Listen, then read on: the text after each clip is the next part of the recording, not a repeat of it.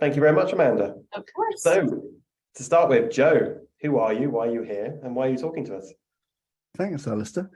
So I am the program director at Prevalent. I have spent a lot of time working with clients to develop their programs. I spent a lot of time looking into how we can assess maturity for third-party programs as well, which is why I could have quite a good contribution today, hopefully, in discussing some of these key contributing factors that make up a mature program. Lovely. Thank you, Joe. And hello, everybody.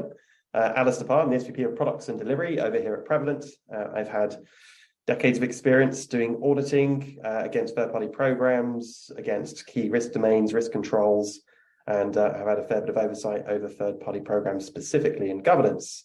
So I'll try and weave in what I know, and certainly we'll tease out some information from Joe and Scott that might be prudent as well over the session. Scott, over to you. You won't be teasing a whole lot out from my perspective today, unfortunately, Alastair. I'm just the marketing guy on the call. I'm VP Product Marketing here at Prevalent. It's my job to kind of synthesize the best practices that we learn from customers and that we generate from our own expertise, and help to apply that across the board, across multiple customers through the publication of content, and then regular best practices guidance. So I basically run spell check on whatever Alastair and Joe create, and voila, there's my contribution. So glad to be here. Scott is certainly the most humble out of the three of us, as you can probably tell. So what are we going to be covering off today? So a bit of insight.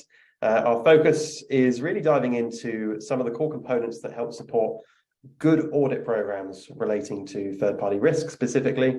And there's a couple of questions we're going to dive into as part of that. There's a central theme that you're going to see today, which is a maturity assessment. And the reason why we use maturity assessments as an audit mechanism is that they are repeatable, they're consistent, and it provides a suitable benchmark. But as we weave through our journey and our conversations today, we will be addressing a few common questions that we tend to see. We'll be understanding how we can actually validate that a program, a TPRM program, third-party risk management program, is working effectively, correctly. We'll be looking at the key benchmarks associated to a TPRM program. We'll be understanding how we can actually ascertain where any individual program sits on the Prevalent maturity model, which is the output of the maturity assessment. We'll be looking at some of the common thresholds for the critical benchmarks that make up that maturity assessment, and we'll provide common insights around how to actually progress to the next benchmark. We will have a Q&A session later on, as Amanda rightly covered off. So by all means, if you have any questions, please feel free to put them in the Q&A, and we will endeavour to either get through them as we go through this session, or we will save them towards the end. So, a maturity assessment overview. Joe, what actually is a third-party program maturity assessment? Sure, it's a good place to start. So it's really a way of understanding where you're currently at with your third-party program. We see a lot of organizations rush into creating and developing a program in the hope that it's successful.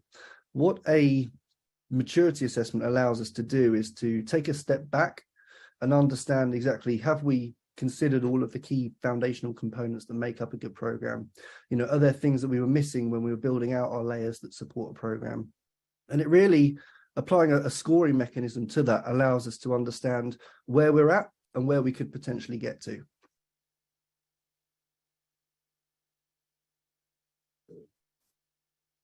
So moving on from that, Joe, why should I actually care? Yeah, good question. So once we build out our scoring for a maturity assessment, we understand where we're at. We can then start to look at planning. So if we score, a 2, for example, on that maturity scale, we can then look at why we're scoring a 2. Where were our successes? Where were our weaknesses? And then we can start to apply some ownership internally for actually, making us progress to the next level and seeing how that might impact our program. And when we look at an overall program, we shouldn't just be looking at, how can we assess more vendors and how can we drive down risk. It should be about making this process as efficient as possible. And that's usually one of the common areas where we see slip-ups when organizations are putting together their program, building out something that's scalable. You're only going to onboard more and more vendors, hopefully. So with that in mind, we need to look at where we can improve efficiency early on. as early on as possible so that we can see the benefits as we start to expand and grow the program over time. And I will also mention here that we found that when we're building out these types of question sets and trying to understand maturity, there was a common theme where organizations were always looking to gain the best score they could out of some of these assessments, when really you should be working the other way. You should always try and err on the side of immaturity rather than maturity when you're looking at filling out these types of assessments, so that if there is any sort of gray areas in where you are seeing particular weaknesses, you keeping them on the radar for development and improving them over time. Another point to mention here as well is, if you're going to be performing an exercise like this consistently, maybe quarter over quarter, hopefully, or year over year at a minimum, we should be looking at making this an apples to apples comparison. What were we last year? How did we perform the assessment? Were we honest with our answers? Were we answering them in a particular binary way that makes this comparable to something we're completing later on? So those are some of the key factors I would consider when we start to look at actually filling out an assessment or embarking on this journey of completing assessments. Thank you, Joe. Interesting information there. So one question I commonly get from this is, that's great. So there's a benchmarking model between 1 to 5 based on the Carnegie capability maturity model there. Mm-hmm. But what do you normally see as an average? You mentioned that people should be working from a perspective of being immature up front, expecting a degree of immaturity in their program and the pillars. What does good for a first-year program look like? Yeah, I would say the most common scoring that we see for our particular model is between that 2 and 3 scoring. So the developing and scalable type program state. And that's typical because I think that all of the basics of a program are in place, but they're just missing that check of how they can make things more scalable and more efficient, which is why they're unable to get to that scalable and optimizing state of the program. So commonly we see a 2 to 3. I think with some a year of actually looking into a program, developing on some of these weaknesses, I think it should be achievable that you can receive between a 3 and a 4 scoring. I would say that's typical if you're doing all the right things, you're performing these on a quarterly basis, and you've got the right ownership internally to make people accountable for actually progressing in these areas. Very interesting. What's the best you've seen, Joe? The best I've seen is a late 4. Now, one thing to also consider when we're looking at these types of metrics is the actual scope of the assessment. Organizations may have a very small number of third parties, in which case they can dedicate a lot of time to developing some of these areas. As the program grows, you may even see organizations drop down in some scores because the scope of the program increases. Maybe there's a new bit of legislation they need to accommodate within their assessment program. So although we do see some organizations with quite a high score, I would say it's more about maintaining those scores that becomes challenging as the scope of the program grows. Understood. Thank you, Joe. Very helpful. So that prompts me to ask the question. So what are the key factors that are actually contributing to those scorings, the high scores, the high 4s, etc.? How do I get from being a relatively immature program to something that's more evolved? What things contribute to that? Yeah, we should start dissecting a program down into its sort of smaller components to be able to provide a more granular view or get some true insight into where we can mature our program, which is why we approached creating a maturity assessment in this way of looking at particular pillars that we can assess against, which we'll come on to in just a second. But really, when we start to look at the scoring, as I mentioned a second ago, we should be making sure that we've got some real clear items to address out the back of these questions that we're asking. So, for example, if we're looking at questionnaire content, for example, and how mature we are with a particular area of a question set, we should be looking at that question set and identifying how can we improve as we start to review these quarterly. But yeah, we touched on a lot of these points a second ago. The binary approach to completing a question set, making sure that there's a standardized approach to gaining the scores as an output from the assessment. Like I said, we need to compare apples to apples to get a true understanding of maturity improvements. And one other really key thing here as well is when we look at assessing against the maturity assessment, we should really try to apply some prioritization to the output as well. So we're not just looking at everything within the program being equal when we assess our maturity. There should be certain things in there which are more important than others, or certain dependencies we need to put in place first. And that's where we need to apply a bit more intelligence to our assessment content. Thank you, Joe. You referenced pillars there. Pillars sound very supportive and certainly useful from a benchmarking standpoint. So I'd love to know more, Joe. What are the pillars? Yeah, sure. Thank you. So when we start to look at an assessment or a program, we need to dissect it down to particular areas, and then we can start to understand where are our strengths and where are our weaknesses. So the most logical way of dissecting a program based on our assessment types are the pillars that we see in front of us here. So we have coverage, content, roles and responsibilities, remediation, and governance. And these are the 5 pillars that support our program. Within these pillars, we have a number of questions and a level of maturity. The benefit of breaking this down just beyond an overall program score is that we really get that in-depth view of where our strengths and weaknesses are. I think some assessments out there that just provide an overall maturity score lose a lot of that visibility and that granularity. And although you get a score like a 2.94, it's really difficult to identify how good that is. It's only when you start breaking it down, as you can see in this chart in front of us, that you can see the clear strengths and weaknesses that actually make up that overall score.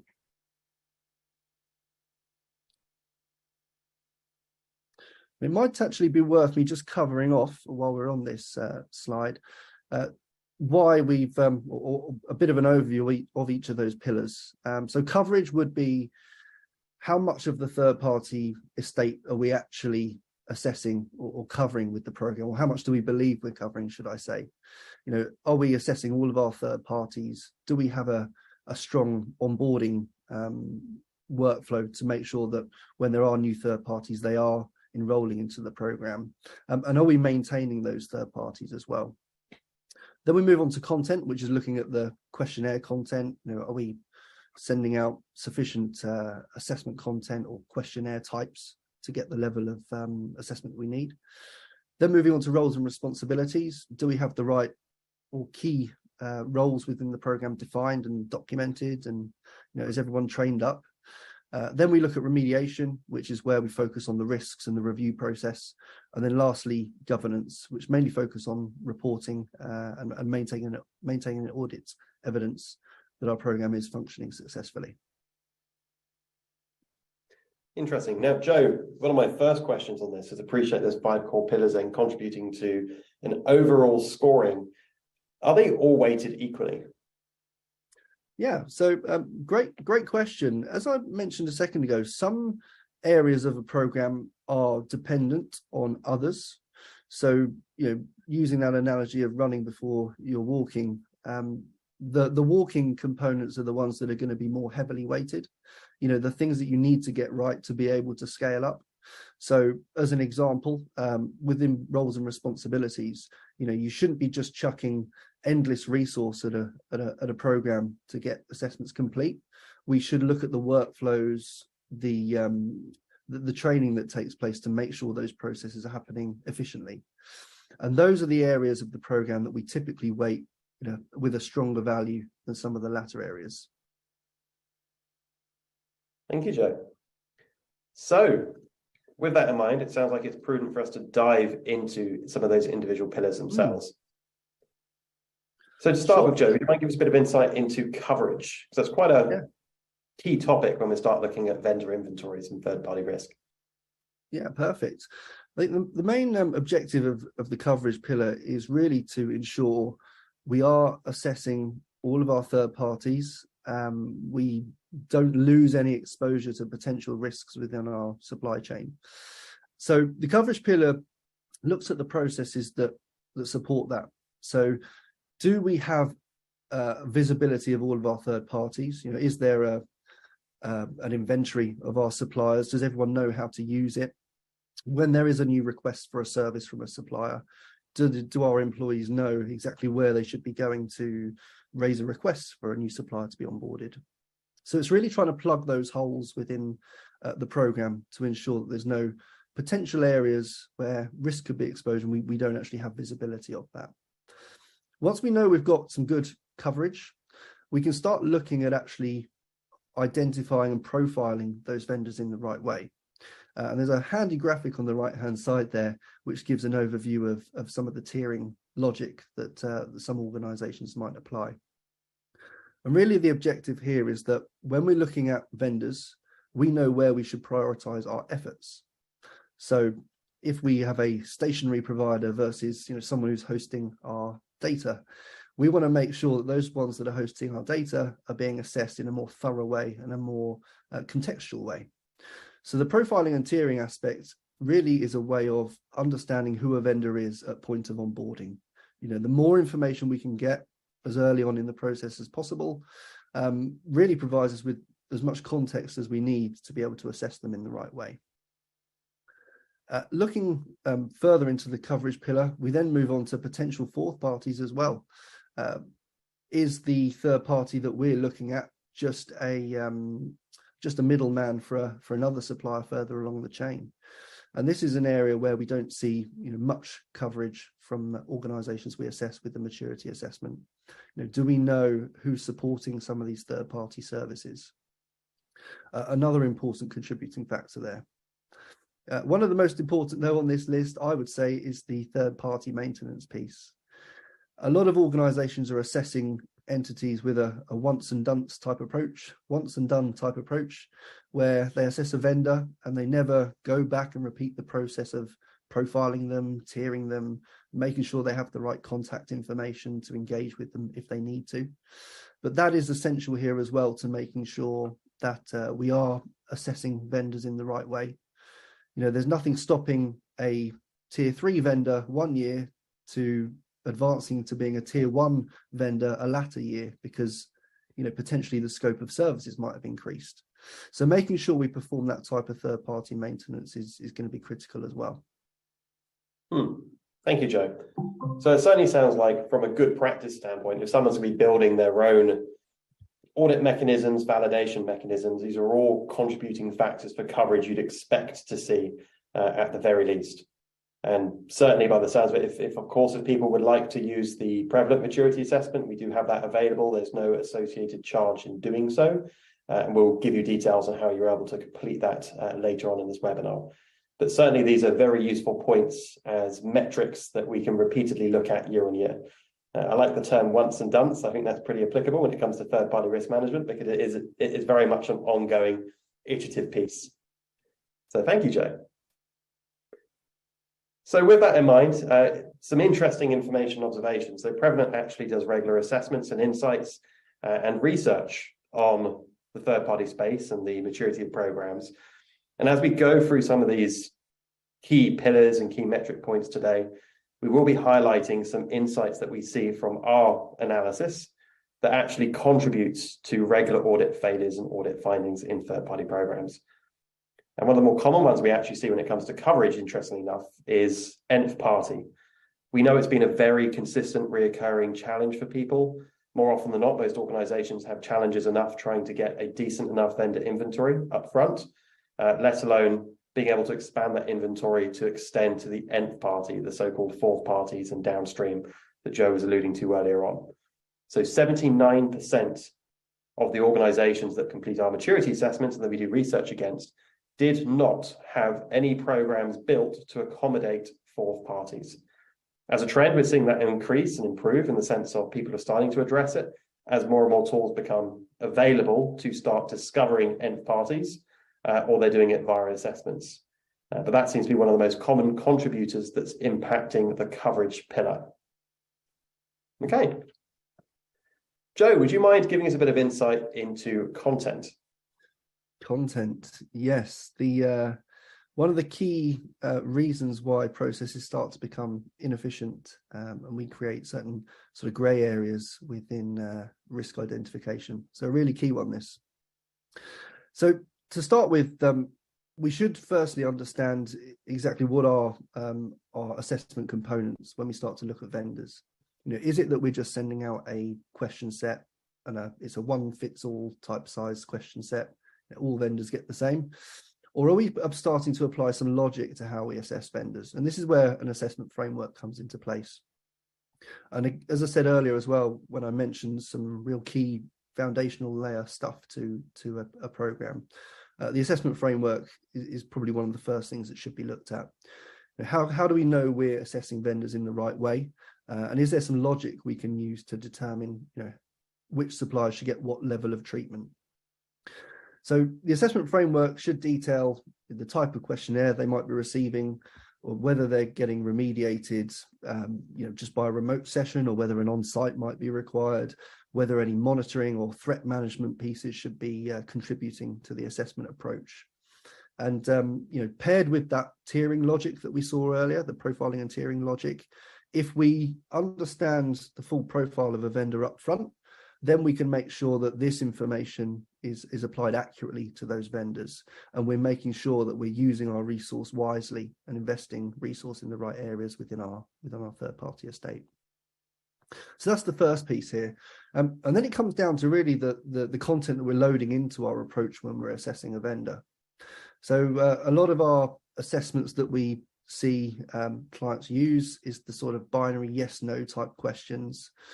Are there any ways that we could improve our assessment approach to get all the information we need and make this as user-friendly and as streamlined for our vendors as possible as well? And we've spent a lot of time internally developing question sets which are user-friendly and as least abrasive as possible, because it's going to improve our relationships with suppliers because they're spending less time filling out surveys. And if we apply the right level of consideration when we build out our question sets as well, then we can make sure we are obtaining all the key information we need to be able to make decisions about whether a third party needs a follow-up, without the need to go back to them and ask a back and forth of a series of questions to really get to the meat of the information that we need. So there's a huge benefit we can get from starting to consider how we invest time into building out question sets, whether we have included guidance, we've got the right communication to support our content that we're sending out. Anything we can do to make that process as slick as possible and get as much quality information back from our third party with as least interactions as possible is the aim here. One key part of this as well is once we've got our questionnaire content that we're happy with and we've applied some of those techniques, we need to make sure that the scoring is in place and mature. So have we aligned our question sets to an internal risk appetite? So I think making sure we've got that foundational layer of what is the business risk appetite can then allow us to apply that type of logic to our question sets that we're sending out, so that we can get a good output of risk items that genuinely need following up from our side. Thank you, Joe. We've had some commentary coming in from the audience here around when it comes to assessments. We appreciate that there are standardized question sets out there, such as the SIG, which are great, but some of the commentary here relates to where vendors ultimately push them back to a central record, which is not aligned to anything in particular, or provide them a SOC 2 report or something similar, and that's essentially as far as they get. So the interesting point there is it's important to be able to establish a process that converts or adapts whatever literature you're getting, whether it's evidence from a SOC 2 report, 27001, statement of applicability, etc. It's about having a process to be able to adapt that into that standardized methodology that Joe was talking about. So having scoring mechanisms and risk mechanisms that are aligned but consistent. So being able to adapt and translate. So interesting enough, when we actually start looking at the trends, when we start looking at these assessments on a whole, disappointingly, 52% did not have a standard way to present risk data. And what do we mean by that is across the various means and mediums of them getting information, SOC 2 audits, SIG, their own proprietary assessments, monitoring data, and so on. They didn't have a way to standardize that and benchmark that, which ties very heavily into Joe's comments earlier on about making sure that you had a consistent mechanism and that you had the ability to therefore establish risk thresholds across the business. Extremely important when you're starting to talk about thousands, tens of thousands, hundreds of thousands of third parties, because let's be honest, if they're not apples for apples, it's going to make life extremely difficult downstream. So that's sadly, one of the highest contributing factors to low maturity results and audit failures when it comes to content specifically relating to third-party risk. Joe, would you be so kind as to give us some insight into roles and responsibilities? Yeah, perfect. Thanks, Alastair. So this particular pillar is really interesting because, again, it's going to really have a huge impact on efficiency, how well we develop this particular area. So making sure we have the right roles and responsibilities defined for a program is going to be really important. Making sure that we have all of our processes for issuing out assessments, onboarding suppliers, managing that assessment process all the way through to remediation and reporting. Making sure we've got our roles aligned to those specific areas accurately is going to be really, really important. When it comes to resource actually performing tasks, we should always try and look at how we can streamline those processes, because if there's an inefficiency for one particular vendor, then that problem is only going to get multiplied with every vendor that we onboard into the program and have to perform that particular process on. So I recommend we invest heavily in looking at those processes, seeing how we can streamline them. Is there any automation that can take place? Could we leverage a platform to send the assessments and manage the chasing process, for example?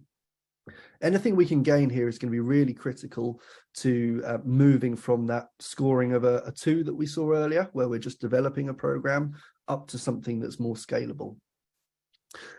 Also, to support this, we see a lot of issues with role alignment. We have one particular resource that's really experienced in risk remediation that might be chasing up responders for responses on risks they might be discussing, for example. So again, making sure we're aligning our right resource to the right jobs and tasks, again, is going to be improving the efficiency of the program.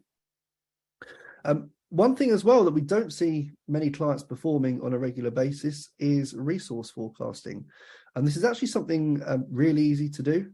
We should be able to understand pretty early on whether the resource we have within our team is enough to be able to support X number of vendors over the course of a year. We know how long each of our processes take. We may have streamlined them as well to make sure they are as efficient as possible. So now we should be able to do some basic calculations to work out how much of a scale can our team manage. And performing those types of exercises is going to be really helpful in planning and making sure we're setting ourselves up for success rather than failure as we start to build out the program, onboard new suppliers, and overall begin to scale. Thank you, Joe. I certainly second, based on the programs I've seen, some of the commentary that Joe's had there. So when it comes to allocating the right resource for the right job, we have yet to see a overstaffed TPRM program. You might be the odd unicorn that exists out there, but if you are, you certainly are that unicorn, and congrats to you. But typically what we would see is the fact that you have a small team with shared capabilities and even some quick wins, such as documenting skills matrix based on who's doing what, not so much a racy, so roles and responsibilities, but also understanding for the variations that you might have in your process, who can actually take on what role, and making sure that you're allocating responsibilities accordingly is very important. And that contributes to those resource forecasts that you do, because the reality is you could be overcommitting over what you're able to achieve in 1 year. And that's a very common issue that we see. People overcommit and essentially misrepresent what they're able to do in 12 months. And even if you do the significant amount in year 1, you end up still looking like you've missed targets, which is totally unfair. That is sadly still too common in this space. But one of the most common observations that we are seeing when it comes to roles and responsibilities, at the very top there, lacking that standardized process.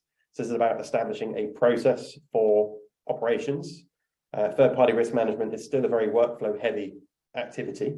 Tools automate and help make decisions, define thresholds, etc. But you nonetheless need a process for identifying the information, reacting to the information, articulating and sharing it across the business. 62% did not have a consistently standardized process. 52% had planning shortfalls. This is where when we ultimately looked at capacity planning, the reality is that they would never be able to achieve what they've committed to the execs. And that is sadly undermining all the good efforts that they're doing throughout the year. So we strongly recommend looking at resource capacity planning and then factor that in based on the limited information you're probably going to get from your third parties and be pragmatic and realistic. And 59% actually overspent on TPRM resources. What do we mean by that? Joe, you think you touched on it not too long ago, which is you've got, say, senior risk consultants who are well-versed to dealing with the intricacies of risk management, sitting there doing things like chasing responses, asking generic questions, answering generic questions as well across third parties. That's not a good use of their time. The reality is there's going to be a large subset of risks that they need to deal with. So apportioning the right duties to the right people is certainly valid and worthwhile. Joe, please share more on remediation for me. Remediation. Again, I keep hammering home this point around efficiency, but it really is going to be key here as well. A lot, and you even touched on it there with one of the stats you mentioned around some inconsistent approaches. So one thing we're commonly finding with remediation is there's not a consistent approach leveraged by teams to perform review processes, whether that's a review of a submission that's just been returned to us from a vendor, or it's an actual risk that needs to be reviewed internally. There's always seems to be a lack of a standardized approach that's actually documented to support these types of activities. So things like playbooks, if we're looking at a question and they answer X or Y, what should we do? What's our standard response? Actually looking at our requests for evidence and where they provide it, providing some guidance internally on what we should look for to validate that this particular evidence is fit for purpose. The more we can invest in that type of process and documenting it, the less we would have to rely on some of these more expensive resources performing these types of tasks. Because we've actually documented it, it's more of a playbook and there's some standardized logic to it. So recommend, and of course we're reviewing everything consistently, which is going to be beneficial to the program. So I recommend we build on that as a dependency, or one of our more heavily weighted areas for improving maturity within this particular area.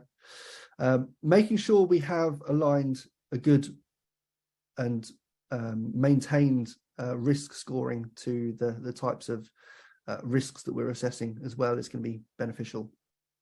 So we have seen a lot of question sets which have been used within programs where they're just using a binary approach of, is this in place, yes or no?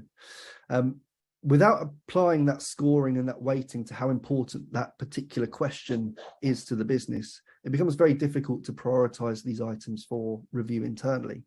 We want to be able to tell our suppliers, these are the key things we need from you right now as must-haves, rather than these other 50 that might be nice to haves. So investing time into making sure scoring is up to date, maintained, and reflective of our internal risk appetite would be really beneficial for maturity. When it comes to risk remediation approach, again, a playbook is going to be hugely helpful. And when I perform these exercises of actually debriefing some clients on their maturity assessments, I bring this up almost every session and just say, if we invest some time into defining what remediation looks like to you and how can we standardize it, we're going to hugely improve the efficiencies in that particular area. And again, as Alastair said a second ago, why are we using our expensive resource to manage things that we can document and ask maybe our more junior resource or different roles to conduct for us? any levels of filtering we can apply to those types of processes will increase our efficiency and overall our maturity of our program. We discussed on the last piece around resource management. Again, the same can be applied to remediation.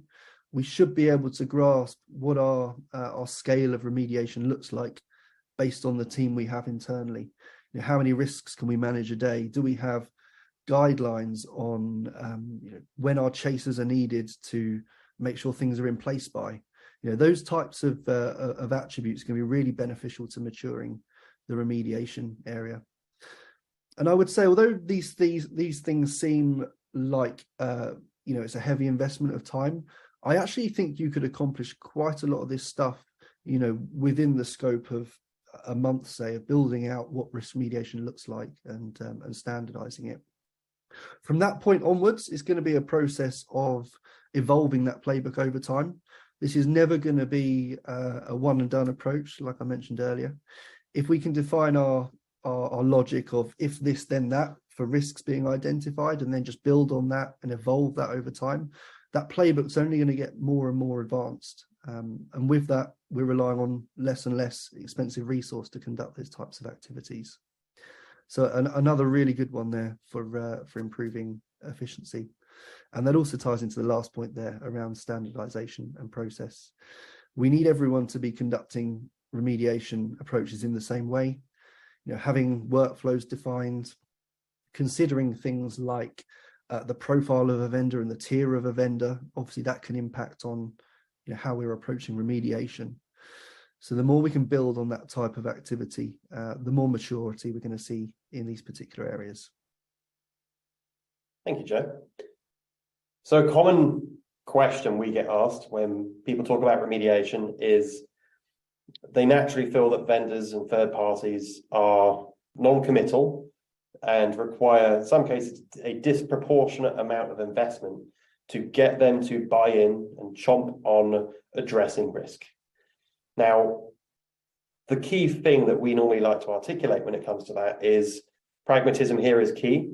More often than not, when we start looking at a third-party program, the tolerance levels, the risk thresholds are usually very permissive. They let a large volume of risks get through, classified as critical, high, or medium, and that's might be disproportionate. It's usually through a period of tuning and fine-tuning when you start seeing remediation adapt. You start seeing the volumes decrease, and you start really level setting what your tolerance threshold is as an organization, and then that, of course, drives remediation. So it should only really be a tiny subset of your third parties where you're actually doing active remediation work against your much larger vendor inventory from that perspective. So what are the most common observations that we tend to see when we're looking specifically at remediation? The most common, and this is very high, 86%, had a lack of consistent remediation guidelines. So this includes organizations using things like SIG, their own proprietary content, passive monitoring, across the board. If there are certain risks that exceed your tolerance thresholds, there should be standardized guidance. So if all the risk consultants in the world magically disappeared one day, we would all have the capability to enact positive change with the third parties. So documenting that is key, and importantly, it's scalable as we start sharing that knowledge with third parties, sharing the knowledge with the audit teams, and sharing it with our analysts doing the work. The second, 59%, did not have a consistent scoring risk, likelihood, and impact model. So whether you're using the FAIR model, for example, for risk quantification, or whether you're using traditional risk, likelihood, and impact models, we would recommend making sure that you have a consistent mechanism in place, regardless of the source of data, passive monitoring, using your own assessment methodology, whether it's a SOC 2 report coming in. You should have a consistent risk model, which allows you to drive remediation based on tolerance thresholds. But yeah, 59% from our experience do not have that in place. Joe, I wonder if you give us a bit of insight into governance, the last pillar. Yeah, sure. And this starts with a couple of points around reporting, which I'm investing a lot of time into at the moment internally in developing, you know, what's good and what's meaningful from a reporting standpoint. But it actually becomes quite challenging to provide this type of reporting without some form of system to support the assessment approach. We need to know, we need an output from our assessment. We need risk registers. We need some scoring mechanisms behind it to be able to collate this data and present it back to the business in a meaningful way, and something that they can understand and interpret, which becomes quite challenging when we're working with just Excel documents or standalone assessments in different files and different areas of our desk, let's say.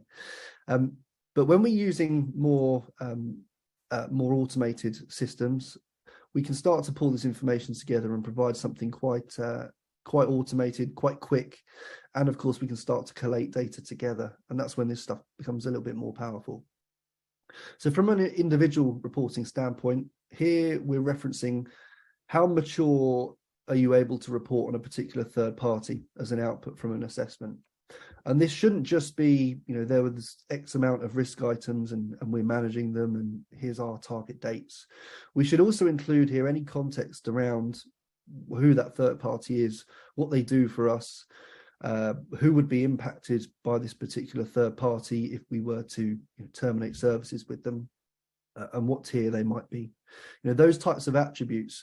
And immediately that starts to add to the story of the data that sits within this type of reporting. So being able to collate that data together and prioritize the output from our risk review and the assessment content would demonstrate some real maturity from an individual reporting aspect. Additionally, it would be great to be able to pair that with some of our monitoring data that you might be using as well, if you're leveraging passive insights around businesses and whether there's any new emerging threats related to that industry. Again, all of that information paints that better picture for that individual third party and demonstrates a maturity within that area. When it comes to program reporting, it again relies on a method of collating data together. Ideally, we want to be able to see how one vendor stacks up against another vendor, which could be hugely helpful if you were leveraging this approach for things like RFPs and those types of aspects. But also, it's going to be really helpful to see trends. How many risks of a particular type are we seeing within the program? Are there sudden spikes or commonalities in risk within the program? And probably one of the most valuable metrics to be able to see and demonstrate back to the business to get some value from all the hard work that the program's been putting in is, can we demonstrate risk reduction? And that's something that, yes, organizations can say they're doing, I would hope, but being able to say they're doing that accurately becomes more challenging. And that's where we then lean on some of the other areas that we've been talking about today. How accurate our remediation approach is, whether we can provide some assurance that the whole program is within scope of all of our third-party estate is within scope of our program, whether we are happy that we're maintaining third-party information. When it's only when it's paired with all that we can demonstrate with some accuracy that our program is working and functioning successfully. Using that information, of course, we need to be able to demonstrate to other areas of the business that where we're seeing threats and anything valuable or meaningful to them. As I said a second ago, when we start to aggregate these reporting, we can start to add a bit more value to the other areas in the business. I think it becomes more and more challenging to give some definitive answers about risk to the rest of the business when we're just looking at things on an individual third party by third party basis. A couple of quick points here just to mention around maturity. So the whole aspect that we've talked about today is dissecting a program, measuring maturity across each area. We need to make sure we're doing this consistently. There's a chart on the right there giving some indication that we should be doing this at least quarterly, which is something I recommend. I think that's useful for a couple of reasons. One, of course, we can demonstrate hopefully some improvements in those areas, but also it makes sure that if we are assigning objectives and tasks to improving our program, that they are being worked on and we are seeing progress. Without making sure these checkpoints are in place, other things can take priority over improving third-party program maturity. So ensuring this is brought up time and time again as part of an agenda, make sure that we're accountable and that we are adhering to some of our tasks to get program maturity increased. Brilliant. Thank you, Joe.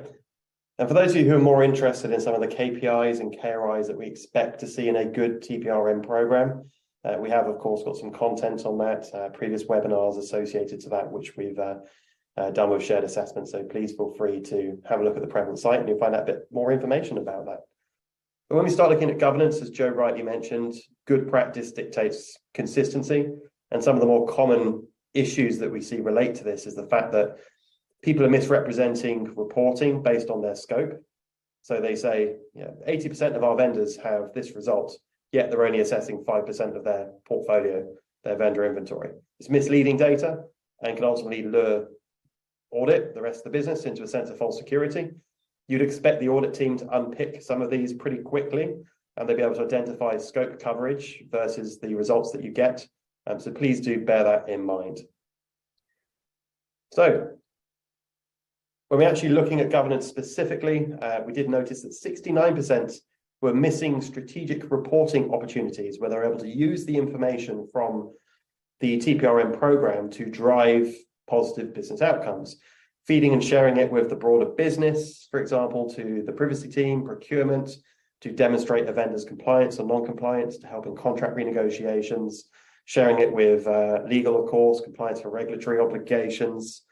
There's multifaceted benefits for the data sets that could be used, either A, to secure more budgets, or B, to support another part of the business. Secondary, 59% struggle to gain an overall view of third-party risk. And this is purely because there's a lack of consistency across their programs, or they're not able to articulate the data set in a way that the execs, the steering committee, etc., are ultimately seeing outputs from. So we recommend making sure that you have reporting mechanisms, KPIs or KRIs that help articulate the progress of the program. So what's next? And then we'll give you a bit more information specifically on maturity assessments, how you can either craft your own or leverage the Prevalent offering, and how you can ultimately get access to that. And just to reiterate, some of these findings is from the broad set of maturity assessments that Prevalent has done globally across multiple organizations of multiple disciplines, verticals and sizes. So it's an interesting broad data set. So very briefly, what next? We have an understanding now, we have some insights into the types of information that we would expect to see, or audit would expect to see across those common pillars. So the very first thing that we would recommend is prioritizing improvements. If you've been able to either document your baseline list of contributing factors across your own pillars, or of course of using the prevalence maturity model or the maturity assessment, we recommend building up and documenting your weaknesses, the areas of improvement. If you understand the impact of those based on your portfolio and your organization and your vendor inventory, you can of course then start looking at what needs to be addressed first. A contributing factor to that is the level of effort. So ideally, you'd be offsetting the level of effort versus the benefit and the risk associated to it, and that will give you your triaged, prioritized list of actions that you could undertake. Invariably, you're going to see some quick wins, probably less around the vendor inventory, but more about the operational changes and processes, and potentially even content. And once you've done that, you have that opportunity to start looking at planning and ownership, allocating realistic timescales against those, allocating it to the individuals who have the right subject matter expertise, and then defining what your actual objectives are. We want to increase by 0.8 for this pillar and 1.2 for this pillar over the next 12 months. And here are the actionable, measurable efforts that we can undertake in order to get there. When it's compartmentalized into pillars, when it's compartmentalized into phases, and you have allocated a typical project-based approach to it, it's going to make your life far easier to demonstrate that to audit year on year as you go through those audit cycles. So before we hand over to Scott, I just wanted to hand back to Amanda from our side to do one more quick poll. Amanda. Hi. Okay, so I have here one more quick poll. Thanks so much. I'm gonna launch it right now. So very simple, straightforward question. Are you guys looking to augment or establish a third-party risk management program in the coming months? Are you in the research of doing something for 2023? Is this one of the reasons why you're here? If you want to have a conversation with us, myself, people on my team here, please answer honestly. Please say yes. So we will follow up with you. That is what we do. So I'm going to leave it up for a little bit. The quicker you answer, the quicker it goes away. It's a fun little, get it out of my way. Let's keep moving. So with that, I'll leave it up and I'm going to hand it over to Scott Lang. Hey, thanks, Amanda, very much. Alastair, you can advance to the next slide, please. Everything you heard from Alastair and Joe today was about helping to progress your program from whatever your point A is now to what your desired point B or point C is in the future. And we see a lot of challenges that organizations facing in getting there. Alastair, you can even advance to the next slide to accelerate the presentation a little bit more. But those three things that we see organizations wanting to achieve, the things that kind of bubble to the surface, are getting better data to make good decisions, increasing team collaboration across different silos in the enterprise, because everybody kind of has a hand in third-party management of some sort, and then evolving and scaling their programs over time. Those three areas are precisely what Prevalent does to help grow and mature a third-party risk management program over time, which on the next slide, you can see, our prescriptive approach to success. Like, we only look at third-party risk management from the perspective of a life cycle, because every distinct phase of that relationship life cycle presents unique risks. And if you're shortchanging yourself on the front end of that life cycle or the back end of that life cycle, you're not getting kind of holistic view of what your organization can do to improve, its position and its maturity with regard to, these various risks. I won't discuss these things in great detail because I would like to open it up to questions. But, you can see that at the end of the day, what we're trying to achieve is to give you the tools you need to help you simplify and speed up onboarding, give you a programmatic process, streamline the process of assessing vendors and closing risk gaps, and then unifying your teams over time. Next slide, please, Alastair. Our delivery of solutions is a unique combination, from other players in the industry of the people, the data, and the platform, or the experts that we have on staff to help you design, build, grow, and mature your program over time. An unbelievable amount of data that goes into the calculation of risks and measuring your progress over time, all housed and controlled and managed in an award-winning platform that allows you to centralize your tasks and management and improve your processes over time. Next slide, Alastair, please. And we've got a set of use cases that we address with the platform kind of carved out by department or area in here, whether you're aligned with procurement or IT security or data privacy legally. And I won't dwell on this. You guys will have this after the presentation today. But just suffice to say that we address a significant family of risks across the board, not just a traditional cybersecurity IT risk, although that's the predominant, but we can also help organizations address the risks of the non-IT types as well. Next slide, please, Alastair. Which really gets down to a few questions that I've seen pop up in the question window so far is, what can Prevalent do to help? And how can you take advantage of a very prescriptive maturity assessment to help you understand where you are now and where you want to be in the future? We do recommend that you engage directly with Prevalent. And in the follow-up email to this webinar, when we send the recording out to you tomorrow morning, we'll include a copy of the presentation, but also a link in there for you to register for a brief conversation with our experts, which can help kind of diagram what the next step would be with regard to conducting that maturity assessment. I don't want to throw you right into that. It is a very disciplined and well thought out process, very comprehensive and well thought out process, 45 questions or so across the 5 levels and multiple different domains, and results in the production of an action plan for program improvements. So that tends to be a guided exercise where we walk you through it and explain the process throughout, so that you maximize your output on the other end. So net, you'll get an email from us tomorrow with recording this presentation. In it will be the link to register for more information about the maturity assessment. We'll follow up and then guide you through that process. I think that's all I had to share with you, Alastair. That's lovely, fantastic. So just to reinforce what Scott says, absolutely. Hopefully you've been able to pick up from the conversations today some of the key metrics and criteria that we know audit are looking for and would expect to see addressed in a common program. Whether you're using those benchmarks yourself to self-assess, whether you're using the prevalent maturity assessment as your own third-party benchmark, those are definitely good common points. We reiterate again, there are those 5 core pillars that we certainly recommend people cover off. So if you're starting to look at, say, your roles and responsibilities, remediation, governance, content and coverage, you'll certainly be in good stead to make sure that you've covered off all the most common areas. We've certainly done our best today to weave questions dynamically as they come in through the chat. But of course, if you have any other questions whatsoever, do feel free to reach out to us and we will be happy to elaborate after the session itself.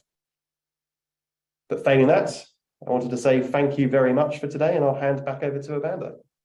Yeah, I'm just going to say the same exact thing. Thank you all so much for attending. We are 2 minutes before the top of the hour, so we'll give it back to you guys. I know you ever hear that joke? It's like, oh, my life's going to change now in these 2 minutes. Thanks so much. But we're going to give it back to you anyway. We hope to see you at the next one. If you have any other questions, please do reach out to us. We will be reaching out to you. And always respond, check your spam, because we tend to fall in there. So if you're waiting for something from us, always look there. A tale as old as time. You guys already know that drill. All right. Thanks so much, everyone. Have a great rest of your day. Bye. Thank you.